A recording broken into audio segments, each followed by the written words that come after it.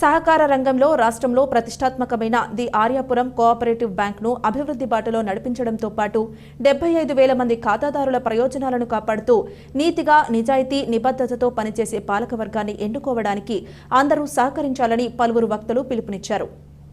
ఆదివారం స్థానిక స్టేడియం రోడ్లో ఉన్న సిపిఐ కార్యాలయంలో జిల్లా కార్యదర్శి తాటిపాక మధు ఆధ్వర్యంలో ఆర్యాపురం జాంపేట బ్యాంకుల మాజీ డైరెక్టర్ డాక్టర్ లంక సత్యనారాయణ అధ్యక్షతన ఆర్యాపురం బ్యాంక్ పరిరక్షణపై అఖిల పక్షాలు, ప్రజా సంఘాలు, రాజకీయ పార్టీలతో రౌండ్ టేబుల్ సమావేశం నిర్వహించారు.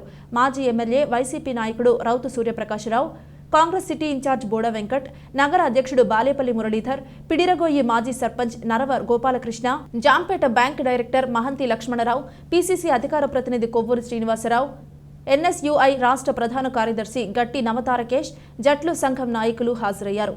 ముఖ్య వక్తలు మాట్లాడుతూ ఆర్యాపురం బ్యాంక్ ద్వారా బడుగు బలహీన వర్గాలు పేదలకు చాలా మేలు జరుగుతుందని, ఈ నెల 20వ తేదీన జరిగే ఎన్నికల్లో అందరి అంగీకారంతో సమర్థవంతమైన పాలకవర్గాన్ని ఎన్నుకునేందుకు ప్రయత్నించాలన్నారు.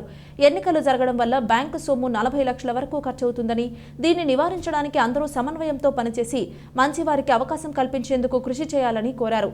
అధికార పార్టీ మంచి జోష్లో ఉందని, తామే గెలుస్తామనే ఉద్దేశంతో ఈ సమావేశానికి రాలేదని లంక సత్యనారాయణ అన్నారు. సహకార రంగంలో అతిపెద్ద బ్యాంక్ ఇదేనని, దాన్ని కాపాడుకోవాల్సిన బాధ్యత అందరిపైన ఉందన్నారు. ఇతర నాయకులు కుండ్రపు రాంబాబు, వంగమూరి కొండలరావు, సప్పా రమణ, దేవత సుధాకర్, బిల్డర్ బాబీ, బత్తిన చంద్రబాబు, జిఏ రామారావు, అప్పలనాయుడు, సునీల్ తదితరులు పాల్గొన్నారు.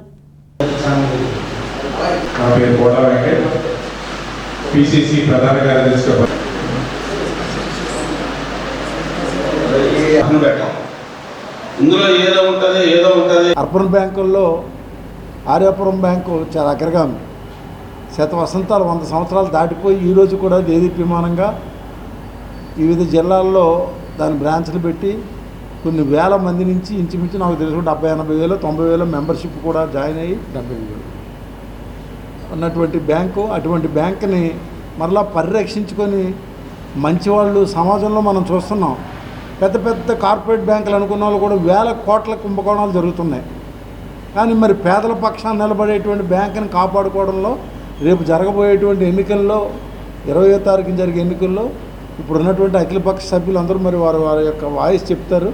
వాళ్ళ యొక్క అభిప్రాయాలు చెప్పిన తర్వాత సమాజం కోసం, ఆ బ్యాంకు పరిరక్షణ కోసం, బ్యాంకుని పేదవాడికి మరింత ముందుకు వాళ్ళ సేవలు చేయడానికి మరింత ముందుకు తీసుకెళ్ళడానికి మరి ఇప్పుడు ఉన్న అఖిలపక్షం వివిధ పార్టీలో ఒక అభిప్రాయం చెప్పిన తర్వాత వాళ్ళ నుంచి ఒక నిర్ణయం తీసుకొని ఈ యొక్క ముందుకెళ్ళడం జరుగుతుందని చెప్పి ఈ సందర్భంగా నేను ప్రత్యేకించి మధు గారిని నిండు మనసుతో అభినందిస్తున్నాను. ఇంచేతనంటే పాపం 4-5 సార్లు ఫోన్ చేశారు.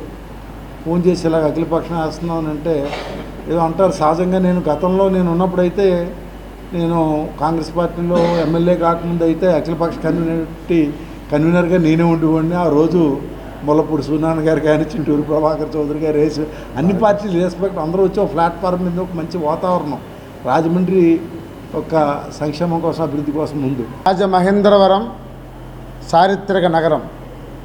రాజమహేంద్రవరంలో ఉన్న కోఆపరేటివ్ బ్యాంకుల్లో ఆర్యాపురం బ్యాంక్ కూడా ఒక చారిత్రకమైనది. ఇది ప్రజల బ్యాంకు. ప్రజల బ్యాంక్ అంటే పేద, బడుగు, బలహీన వర్గాలందరికీ చేతునిచ్చే బ్యాంకు. ఈ బ్యాంకు ఎన్నికలు జరుగుతున్నాయి.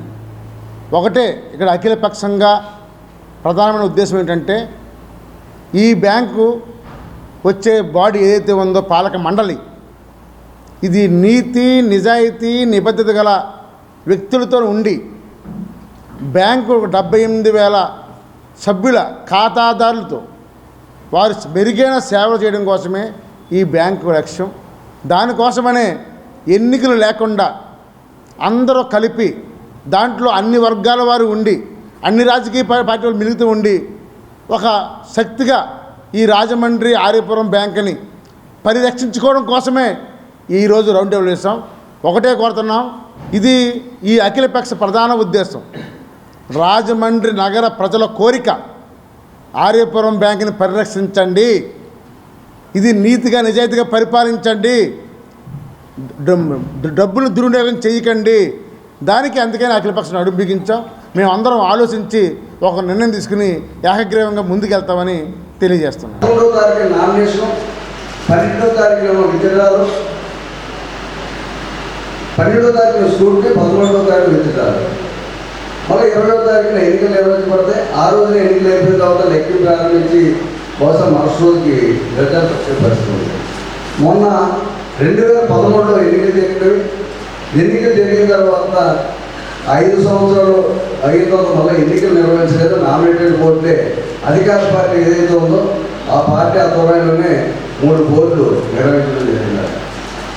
మరి వాళ్ళ ఎన్నికలు ప్రకటన అంటే కోర్టు ద్వారా వచ్చినటువంటి ఆర్డర్ అయ్యి ఎన్నికలు ప్రకటించారు. కాబట్టి దీంట్లో రాజకీయాలు ఉన్నా లేకపోయినా బ్యాంక్ రాజమండ్రి వాసులుగా రాజమండ్రిలో ఉన్నటువంటి ప్రతిష్టాత్మకమైన బ్యాంక్ దాని పనులను కాపాడుకొని ఆ బ్యాంక్ అభివృద్ధికి మనం పాటుపడటంలో మనందరం కృషి చేయాలని చెప్పేసి తెలియజేసుకుంటూ బ్యాంకు ఖర్చు, ఎన్నికల ఖర్చును తగ్గించి ఒక అఖిలపక్షంగా అన్ని వర్గాల్ని, అన్ని పార్టీల్ని ఉన్నది వర్గాల తరఫు పార్టీలే, ఆ పార్టీ వర్గాలు మనకి. కాబట్టి అన్ని వర్గాల నుంచి, అన్ని పార్టీల నుంచి వారి యొక్క ప్రాధాన్యతని, వారికి ఉన్న కెపాసిటీని బట్టి కొన్ని సీట్లు కేటాయించి ఎన్నికల ఖర్చు తగ్గించే విధంగా ప్రయత్నం చేయాలి.